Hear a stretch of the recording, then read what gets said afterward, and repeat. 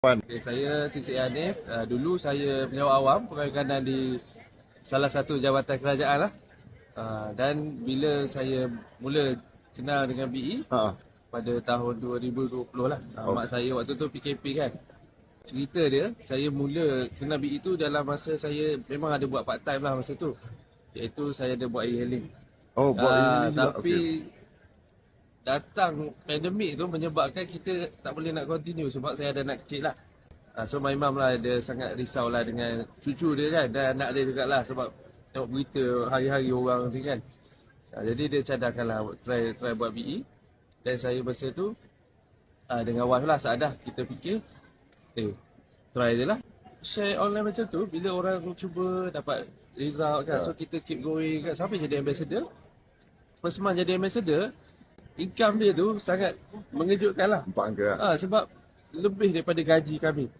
First month lebih daripada gaji. Lebih dari gaji saya dengan isteri gabung dua. Okay. Itu yang membuka minda saya.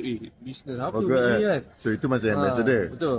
Sekarang dah CCA, Crown Council Ambassador. So maknanya macam sekarang masih kerja lagi ke? Okay, sekarang saya dah full time pada tahun lepas.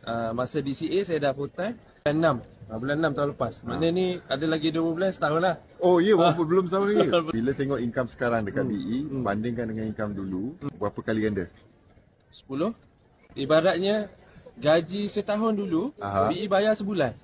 Wow, berapa lama buat BE lah daripada masa kerja lagi sampai sekarang dah berapa lama? So kalau ikut daripada saya join 2020, tapi yang betul-betul buat sebenarnya 2 tahun. 2 tahun je. Keyword kat sini event yang bantu kita berjaya. Jadi bila kita berkira-kira datang dah nak jadi JB. Nak datang KL jauh kan. You pernah buat bisnes lain, e-hailing apa semua sambil bekerja dulu. And then bila buat BE ni setakat try je lah. Pernah sangka tak boleh sampai tahap macam ni? Sebulan BE bagi sama dengan setahun gaji kerja dulu. Saya memang truly tak expect. Padahal kita dah selalu tengok dekat BE 139 kan. Ini income dia tulus. Berpresent selalu kan. Betul ke boleh dapat kan? Tapi bila kita keep going sampai masa dia jadi betul. Jadi itu masya-Allah ada peluang ni kan saya nak bagi tahu. Kalau lah hari ni kita makan gaji, saya tanya 30 tahun kerja boleh dapat macam tak boleh. Mustahil sebab out of chart, tak ada tangga gaji kat situ kan. KBE kita boleh berjaya lebih cepat. Kalaulah kita boleh berjaya dalam tempoh 3 tahun, kenapa nak tunggu 30 tahun? Orang ni tengok kat sini bukan orang Malaysia yang ada ni. Sabah, Sarawak, Brunei. Sabah, Malaysia lah kan. Brunei, Singapura, Hong Kong kan. Indonesia pun ada kan. Alhamdulillah. Terima kasih banyak Hanif. Assalamualaikum. Salam.